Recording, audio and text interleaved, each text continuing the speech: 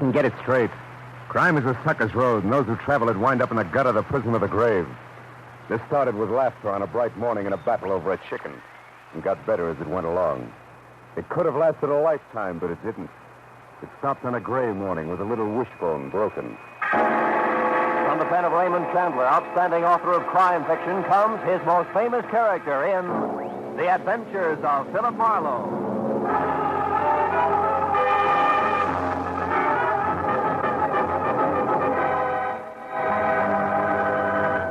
Now, with Gerald Moore starred as Philip Marlowe, we bring you tonight's exciting story, The Little Wishbone.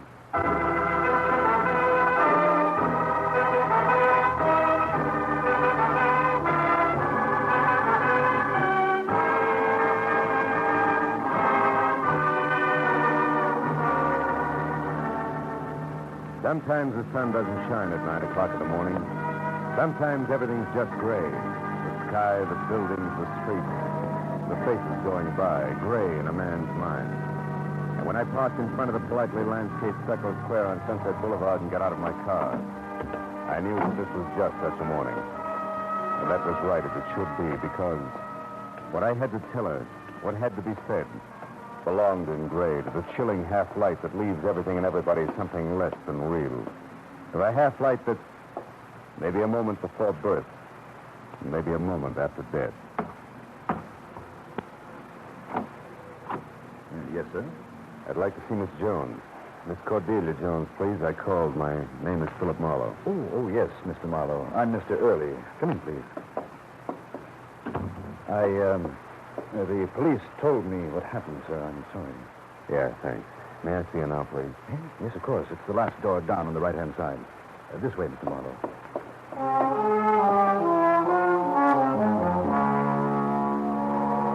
The plush carpet that ran the length of the corridor was also gray. And that fit, too, with the morning and with what I had to tell Miss Cordelia Jones. But, well, it didn't fit with another morning.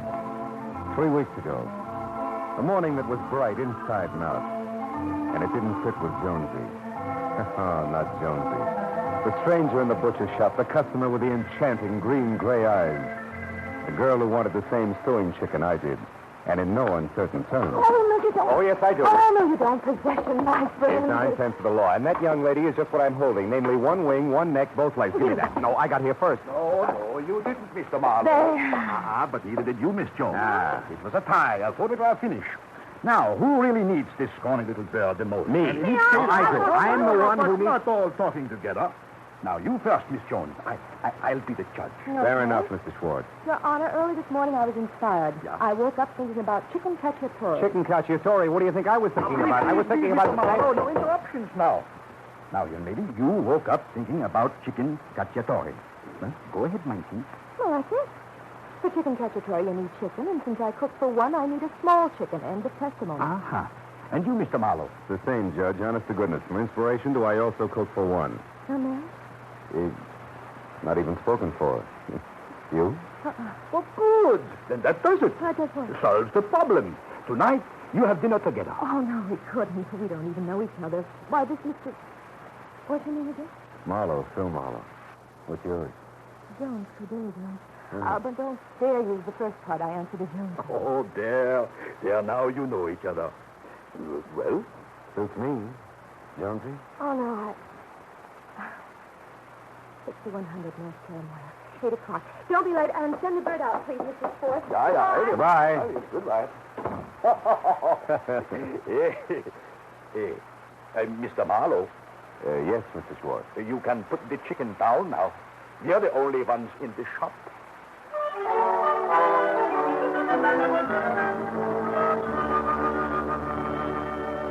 Well, that's the way it started. And it had gone along at about the same clip from the chicken cacciatore, which was the best I'd ever eaten. But only because I could look at the lovely chef while I ate it.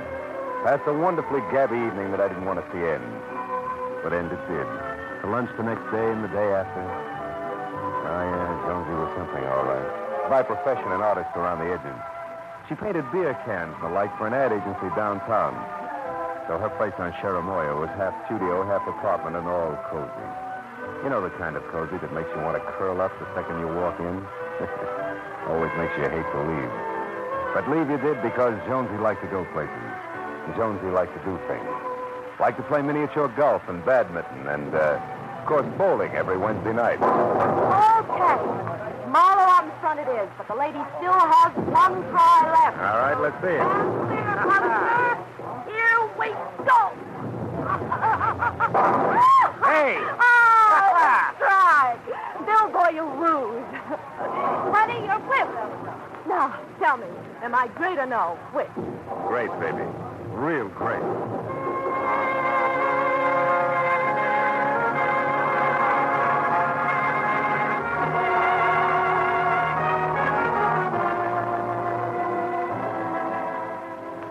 And now, ladies and gentlemen, before we start through the observatory proper, and tonight's exciting trip to the moon, Of all the dirty, double-crossing dealers. where the story of astronomy is told. I'm talking about you. You call my office. Few beers tonight, you say. Let's just look at the moon. Are you silly? Mulholland You bet I expected Mulholland Drive. Yeah, park car and all. Oh, come on, Jonesy. We can still get out of here. You. Have you two quite finished your little chat? Quite. Excuse us. We're sorry. We'll be very quiet, we promise. Come on, Phil. You better stay with the others. Okay, we'll stay with... Something breaking you up, Junior? Yeah. Young love, my friend. Always does. Now, excuse me, but I don't think I care to listen to a charming guide anymore. Good night, sir. Phil, are you going to join the rest of us, or... Phil, that man going to the door there. Yeah? Who is he? What did he think of? But he was leaving, but young love always broke him up. Why? Because I don't know. I guess I thought he was somebody else. Well, come on. This guy's great. Peach. Wouldn't listen for a world. Or the moon over Mulholland Drive. Phil, be tactful, boy. Lady appreciates it. Most of the time. Come on.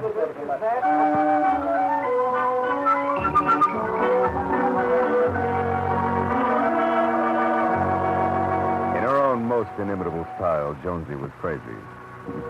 But there, too, I went right along with her. Because in those 3 weeks, I passed up a half a dozen jobs for every one I took. Never stuck my chin out very far when I did go to work, and all in all, tried my best not to behave like the high school sophomore who suddenly realized that spring can mean something more important than baseball. We were at her place one night. The evening's plans had called for me to sit as a model, from the wrist down exclusively. All I had to do was hold a bottle of Johnny Walker in the pouring position while she sketched it. But I just couldn't get with things. Phil, you're fidgeting again. Yeah, and I'm not going to get any steadier. How much longer, Jonesy? A minute. Just don't think about it. What about tomorrow? Sunday. What do we plan? Loads of them. Give. What happens first? I come over here. It's breakfast, no doubt. Mm-hmm. And after hot cakes, bacon and eggs, coffee, and lots of cigarettes, we You can, haven't skipped anything. Huh? Oh, yeah. Well, come to think of it, I have. Grapefruit broiled. We'll start with that. Then the eggs basted, Oh, and then... impossible. I'm helpless. What next? After you've gorged yourself, I mean. Yeah, well, after I've gorged, we'll get in my car and take a ride. Say, Laguna Beach? Oh, no, not there, Phil. Not Laguna. You what? What is it, Jonesy? What's wrong with Laguna? Nothing, Phil. It's just that I don't like it there. It's an artist colony, you know. Go ahead. And it's where I couldn't make a go of it once. I'd rather not go back. I'd rather go someplace else. Anyplace. All right? Sure. Yeah, I thought it was something more serious, Jonesy. I mean, not that your work doesn't count, You're but... a detective without office hours, huh? Yeah, I guess so. Do I go back to the bottle bar? Uh-uh. You don't move an inch down. Unless it's close. Phil? Yeah, give me that stuff. Pencils, board, paper, all of it. We'll put it over here, and I... Oh, you caught my arm face. Oh, I'm sorry. Nervous, huh? Yeah. Oh, no damage done. I don't think. Glad it wasn't your watch. Cat's broken. Mm-hmm. Hey, baby, it's kind of cute. Miniature ice skates, huh? For my kid brother. Mm. I think we were going to be a great skating team when we grew up. Really?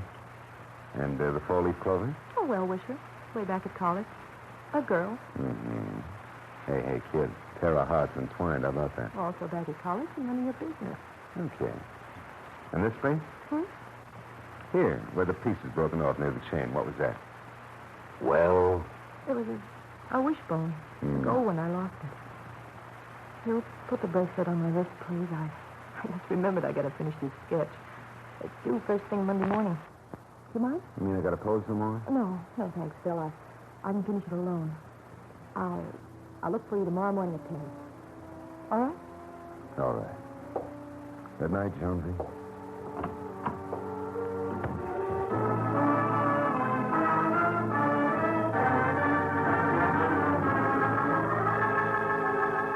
All the way home, I floundered someplace between pouting poor Marlowe, the girl he goes for, keeps secrets from him, and plain male pride.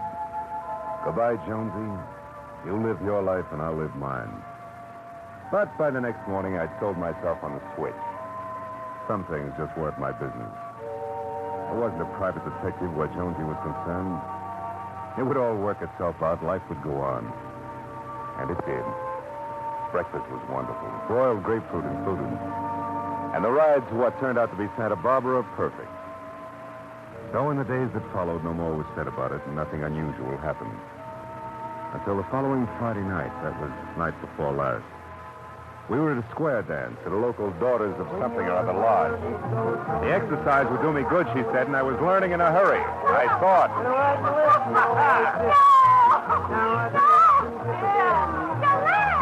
You live! Now turn right to her! Oh, you big heart! Pick up your feet! Forget your part off just for tonight! That laughter died in her throat when we swung into a grand right and left, which abruptly brought her up against a tall, fat man with a circle of sweating face that offered cold black buttons for eyes. Almost no nose and thin, pale lips that were twisted as far away from a smile as possible. Without saying a word to me, she ran from the floor toward the check room. And I started after her until suddenly I remembered the face that had just frightened me. It was the man who had laughed at young love that night at the observatory. The man Jonesy had thought she'd known. I turned back just in time to see him walk off the other side of the dance floor, calmly leave the building by a side entrance, which was all the cue I needed.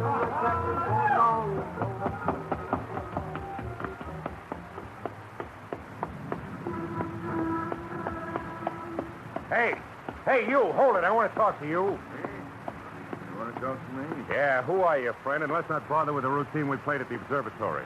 Oh, yes, I remember you now. Good. What else do you remember? Come on, the girl in there. I want answers, mistress. They mean a lot to me. Yes, so I see. So you saw before, and I'll start talking. All right. That's just what I planned to do. You can tell her that for me.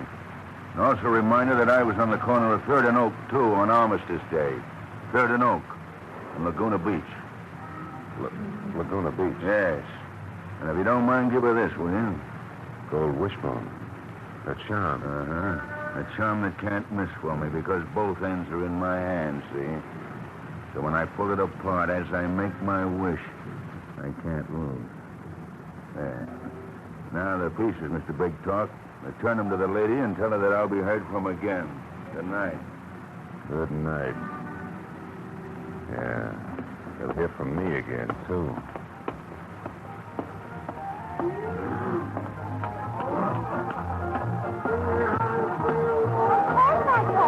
Now listen, Beth, if us tax check people don't stick together, we haven't got a chance against them others. Well, we'll be Oh, wait a minute, a customer. Call you back. Yes, sir. Your check? Yeah. But first, miss, there was a girl. About your height, dark hair, pretty green eyes, green dress, cut like... Wait a minute. Are you Mr. Marlowe, maybe? That's right. She leave a message? Yeah, she said to tell you she was going, but not home, just going. Just going? Yeah. Just going. For good. Oh, want your hat and coat now, mister? Yeah. My hat and coat.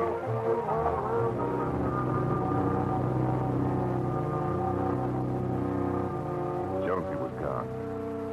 With no other word than that. And she wasn't coming back. I spent what was left of the night looking for her, checking from one place to another, but it was no good. The next morning early, when I tried once more at a studio apartment, all I found out was that she never returned. I decided there was one place left to look. A street corner in Laguna where over a month ago something had happened that wouldn't lie still.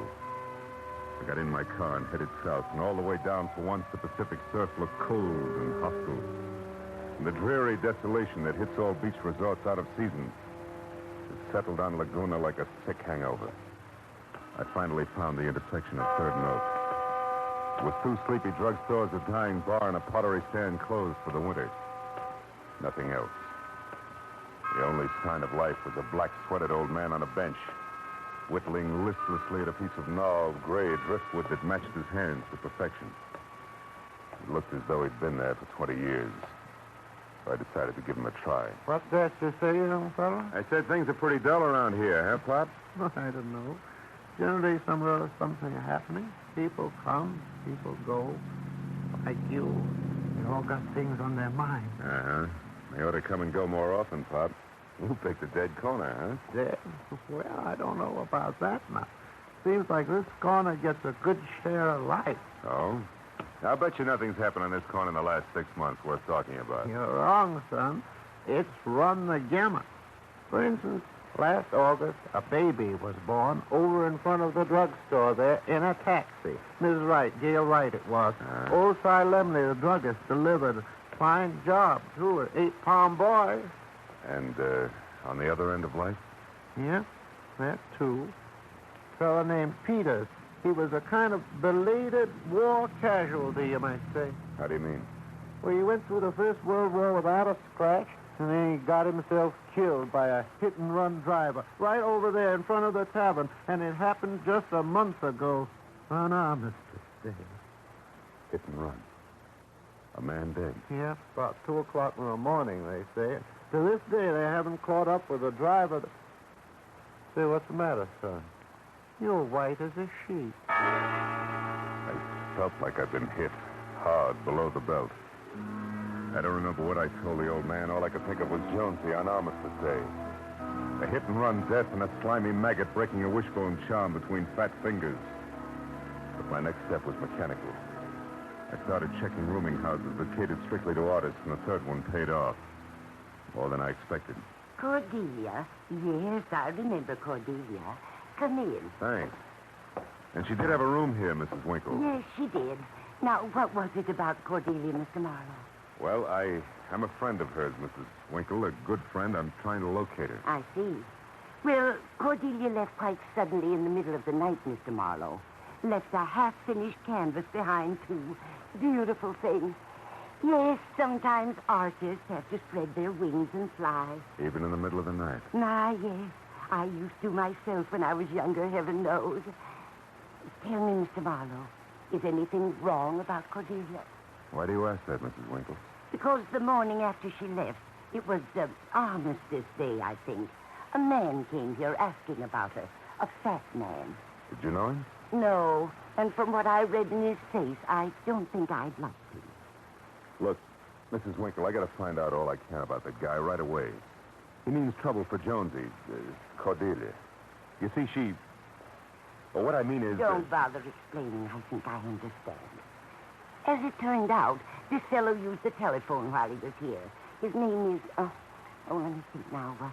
Orland, something weak and sniveling like Begley. That's it. Orland Begley.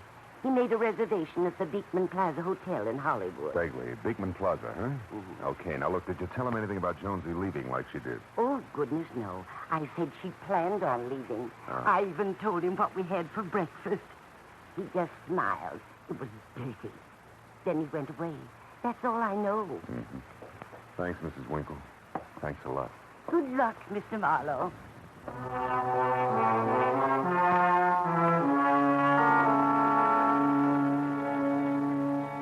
Good luck, she said. Sure. All the good luck Marlowe and a girl named Jonesy had coming was burned out on a street corner at 2 o'clock in the morning a month ago. But we still had a chance. If I could only talk to Jonesy. All the way back to L.A., I worried because for that I had to find her first.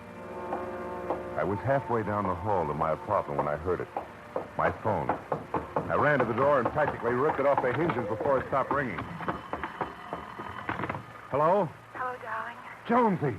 Jonesy, where are you? That doesn't matter. I just called to say goodbye, Phil. I couldn't leave without that. Now, look, you're not going anyplace. You're going to sit tight right where you are till I get there. No, it's no use, Phil. I'm in a bad jam. I should have told you all about it long ago, but, well, it's too late now. It's not too late, baby. I just got back from Laguna. Honey, I know all about it. Look, you're in love with a good private eye, you remember? Don't run, baby. That's not the answer. There isn't any answer, Phil. There never was for us. Jonesy, please, will you shut up and listen to me for a I minute? can't, Phil. I've thought it all over. My mind's made up. So I'm going to have to get out of this mess in my own way. Honey, we got to talk. Come on, where are you? Please, Phil. Gee whiz, can't you see I'm having an awful tough time with this pitch as it is? Jonesy, baby, Don't look. make it tougher on me. I'm sorry for it, Phil, but thanks for the buggy ride, mister. It was swell while it lasted. Baby, you can't run. Don't try it. I know that, but I... Goodbye, Phil. Okay, Jonesy. We'll make it the hard way.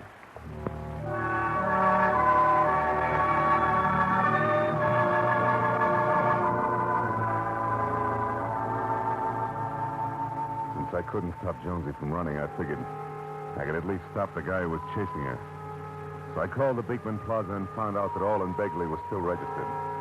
I got in my car and started for the hotel, but then I got another idea. There was a good chance that a sleazy, blackmailing crumb like Beggy carried a record of his own. Anyway, it was worth a try and would pay off better now than a beating. So I went to police headquarters instead, where Detective Lieutenant Matthews was his old sympathetic self, as usual. So, you got some citizen all staked out, and now you want to find out if he's a crook, huh, Marlowe?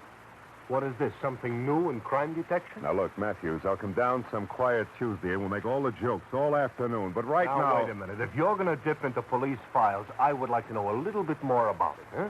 No joke. All right, the guy goes by the name of Olin Begley. Fat, dark, 6'1", about 40. Could be anything from a badger to a bum check artist. Right now, he's shooting an angle that includes me. So I find him in the files. I want an exclusive on him for 10 minutes, then he's all yours. Yeah? And what's the hooker? Why are you included? Because of a brunette named Jones. Oh. Jones, huh? Yes, Jones.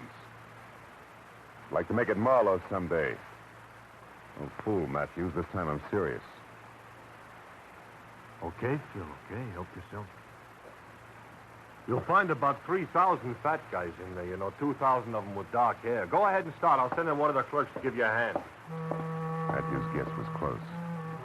But with the clerk's help and hard work, we narrowed the field down to a few hundred cars and started through. The streetlights had been on outside for an hour before we finally found it. 40 pounds lighter and sporting a mustache, but there was no doubt about it.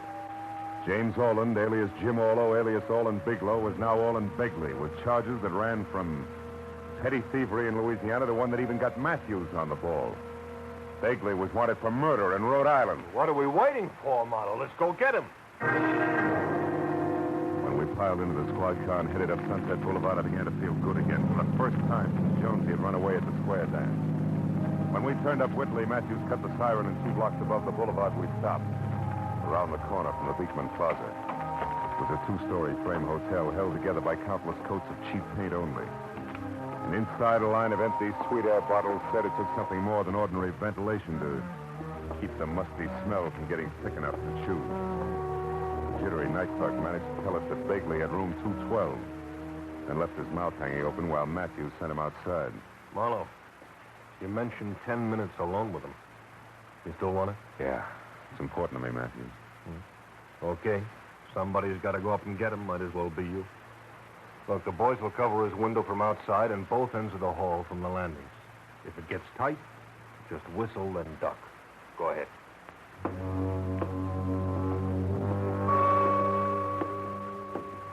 Went upstairs to the second floor where the only light was a red bulb at the far end of the hall marked fire exit. Just then, midway down, I saw a figure backing out of a door. A fat figure who was having trouble with a lock. He turned, took 3 fast steps toward me before he realized I was there. It was Olin Begley. When he saw me, he stopped and began slowly backing up. You, what do you want? What are you doing here? Where is she, Begley? I don't know. She went out, I guess. It's all off anyway. Now go through with it. I changed my mind. Sure you did. Come here, you! You lousy murdering pig, Begley. Get up! How did you know that? How'd you find out? Police filed bulletin from Rhode Island. You mean you... Yeah. Yeah, that's right. I'm hard. I had to have dough. That's the only reason I tried to shake the kid down. Yeah, but listen, you got me now, so let's make a deal. I'll keep my yap shut. Not one word about that hit and run. You let me out of here. Bad chance, you slimy Oh, butt. okay, sucker. I've killed him more than once, but you won't stop me. Okay, you guys, follow me. Follow me, Bill. Bill. Oh. Nice going, Marlowe. You got him. Flat on his face where he belongs. Hey, where you going? Find Jonesy, Matthews. I got to talk to her. Hey, Lieutenant. Yeah? There's a brunette here in this guy's room. You better come in. Well, you hear that, Marlowe? Brunette. Well, let's go. It looks like you can do your talking right here and now. Come on, boy.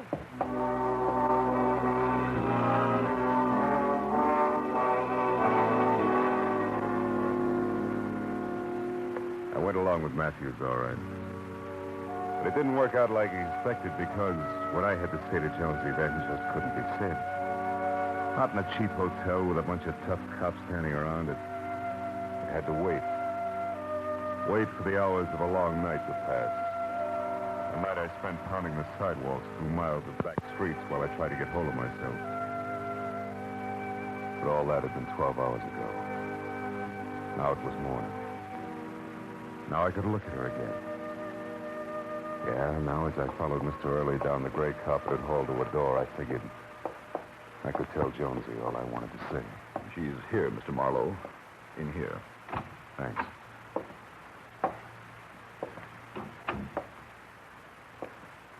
Well, Jonesy, I guess you didn't understand that when two people are in love, they share everything. You didn't give me a chance, Jonesy. You see, I found out Begley was a killer after you'd already gone to his hotel to get him. You crazy kid.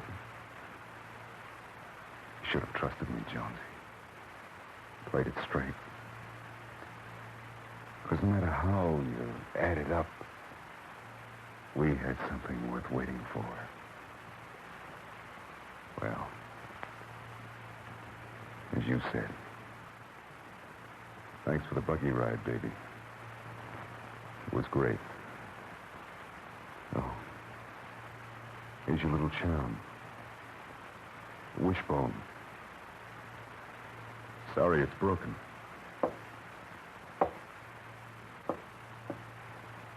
Goodbye, Jonesy.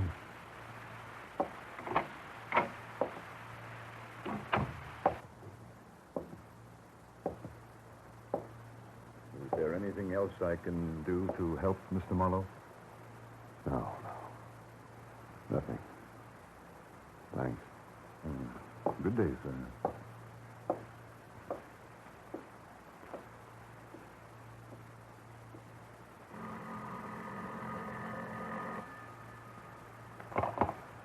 Hillcrest Mortuary. Mr. Early is speaking.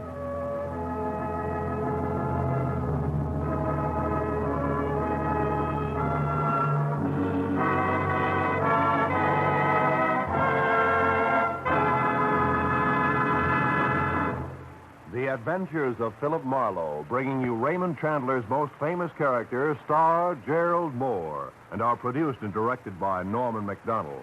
Script is by Robert Mitchell and Gene Levitt. Featured in the cast were Gene Bates, Bill Johnstone, Jane Morgan, John Daner, Edgar Barrier, and Ann Morrison. The square dance was called by Paul Pierce. Detective Lieutenant Matthews is played by Larry Dobkin. The special music is composed and conducted by Richard O'Rourke. Be sure and be with us again next week when Philip Marlowe says... This time a tobacco-chewing engineer, a redhead running a bulldozer, and a leprechaun on a drag line, all added up to death at an unfinished trestle. And there could have been more. But then I found out which one had actually submitted the lowest bid.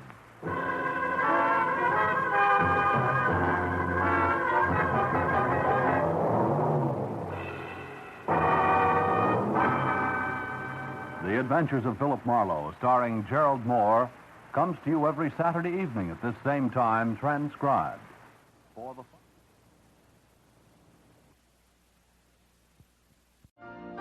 You've been listening to the OTR Gold Network.